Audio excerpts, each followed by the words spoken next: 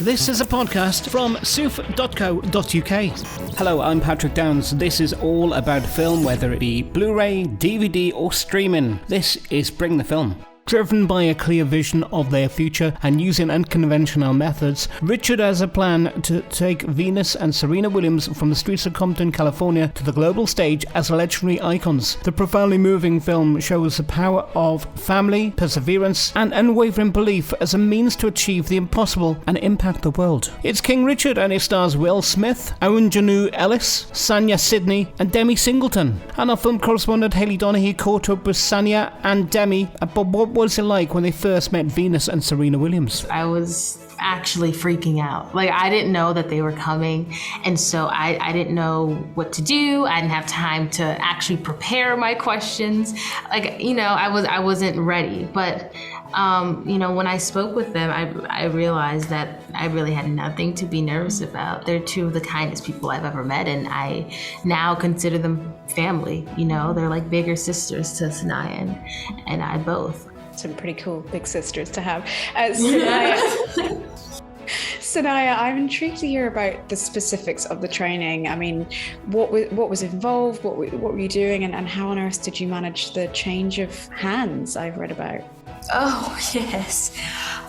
For me, I just wanted to make sure everything was exactly how everyone knows Venus and Serena play. Her serve is very specific. The way she hits the racket is very specific. Her backhand, like she breaks her wrist when she hits the ball, like everything like that. Mr. Eric and I are a wonderful coach.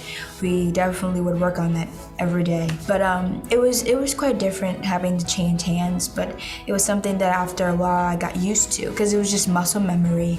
And also, I wasn't really in the mindset of SANIYYA, I was in the mindset of Venus, so having to step into her shoes, I kind of was just thinking as what she would do here and what she would do here. And her right hand was her dominant hand, so I just thought it was my dominant hand in my mind.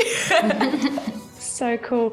I can imagine Will Smith is just amazing to work with. I was wondering for you, what was the best day with him? I think something that stands out was the ice cream truck.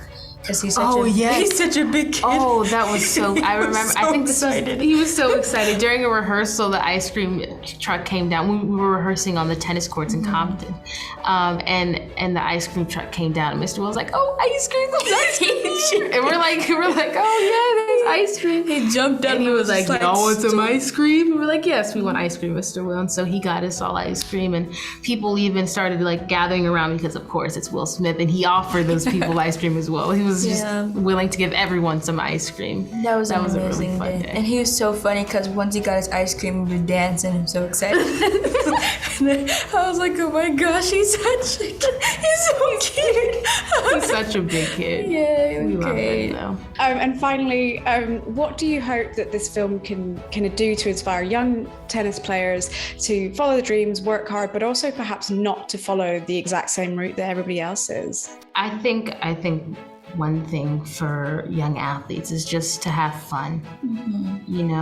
Anything that you love to do, it shouldn't be difficult. It shouldn't feel like you're being pressured into doing it, or it shouldn't feel like work. Everything should be fun. Make sure you're having fun and just don't take everything so seriously. Like I'm really so big on that, because when you start taking everything so serious, it's just like that ruins the fun out of it. Yeah. Especially for young athletes. You still want, that childhood, right? Yeah. So just have fun and do what you love. I'd say to stay true to yourself, and also when you love something so much, it doesn't feel like a job, or it should never feel like, this is uncomfortable. You should just go out there and believe in yourself, and you want to change the world. If you want to break down barriers and open doors, then go through that. Do it. And our film correspondent Hayley Donaghy caught up with SANIYYA and DEMI about what was it like when they first met Venus and Serena Williams. Miss Oracene is just this woman who was a coach for her girls. She was their caregiver. She was their cook. She was their seamstress. She was a financial support of the entire family at different points. And then I see so much in Oracene as I see in so many other women that I know in my life who do all of this incredible work that they do, and then they don't get the credit for it. So yeah, I was so excited to be the voice of this woman. Absolutely. And I was wondering, actually, in playing a real character, what do you find most helpful in that preparation? And did you get to meet her? No, I never got to meet her. I met her, I only met her about 2 weeks ago on one of the press days that we had. So I didn't get to meet her while we were filming or before that. And what I did was they had these recordings that they did of her, and I would just listen to these recordings over and over and over again, and that was what I used as the clay to, sculpt what you see on screen. What was it like when you met her? What did she say? She was very nice, just really unassuming. We took pictures. She said, great job. And you know what I mean? I knew I wasn't going to get too much out of her, and I was, fine with that. I just didn't want her to be disappointed. I hope she feels good about it. Oh, me too. I'm sure she will. And Will Smith, obviously, you've actually talked about his dedication so much so that he has like Post-its on the wall during your scenes. I was wondering, can you share perhaps what some of those notes said, and just, of course, how impressive he is? Well, the notes that he had were every beat of the film broken down, every beat. That was my first day of rehearsal and first day really meeting him and sitting down with him in that way. And so I immediately was like in Will Smith, leaving nothing on the table, balls to the wall, dedication to playing Richard Williams, and wanting not to just get Richard right, but wanting to get the film right. And his dedication went beyond his own portrayal, but also protecting me, protecting the young women and their roles. He did everything he could to ensure that. It's really great to watch. I say this, anyone who has eyes on being a superstar, they need to come and watch Will Smith on set one day, because he shows how it's done, that you don't lose your humanity in the process. Wow, great advice.